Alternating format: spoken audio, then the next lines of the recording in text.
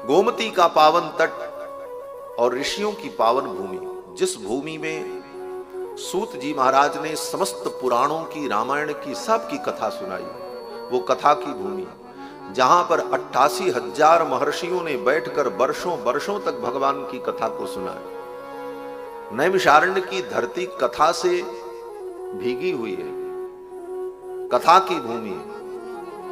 और गोस्वामी तुलसीदास जी जब नैमिषारण्य तीर्थ का वर्णन करते हैं तो कहते हैं, तीर्थ बर नैमिष विख्याता, तीर्थों में श्रेष्ठ नैमिषारण्य।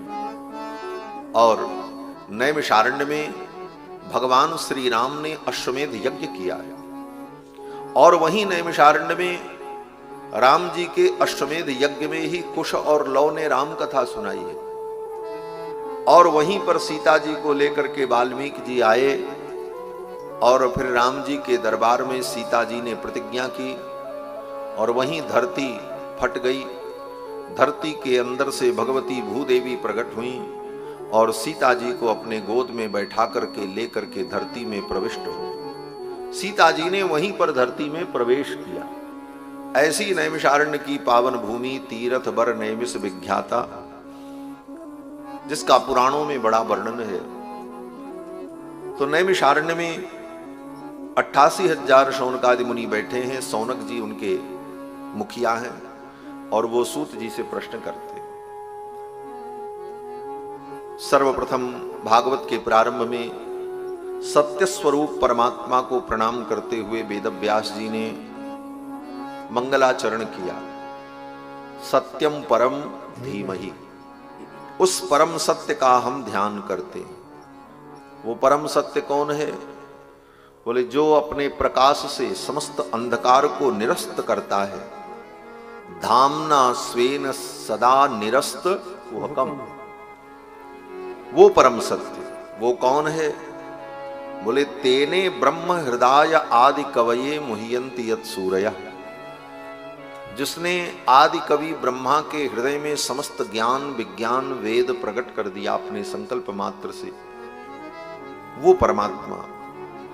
जन्माद्यस्य यतः, जिससे संपूर्ण सृष्टि उत्पन्न होती है, पालित होती है, अंत में जिसमें लय को प्राप्त हो जाती है। ऐसे परमात्मा सत्य स्वरूप भगवान को मैं प्रणाम करता हूं, उनका ध्यान करता हूं। फिर आगे सूत शौनक संवाद प्रारंभ हुआ।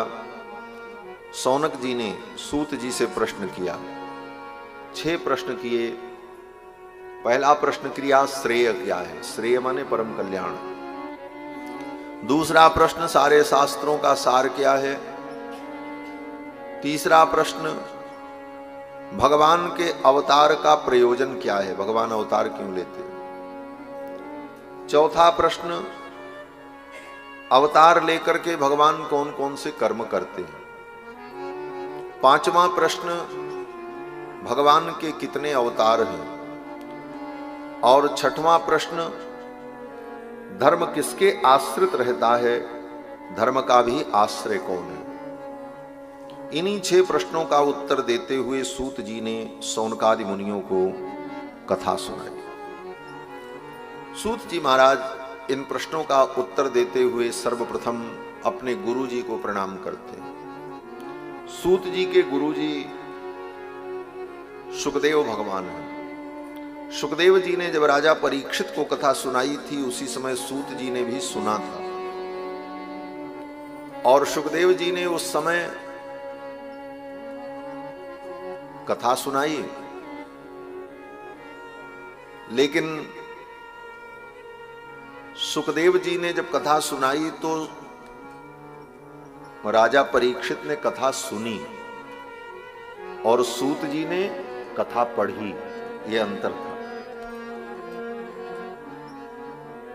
बोले, एक व्यक्ति कथा सुना रहा है तो या तो कथा सुनाएगा या तो पढ़ाएगा। पढ़ाने और कथा सुनाने में अंतर होता है। कथा में हम आपको कथा सुना रहे हैं, आपको कोई चीज जो समझ में आई आई, नहीं आई तो नहीं आई, हम तो सुना रहे हैं। ये हुआ सुनाना।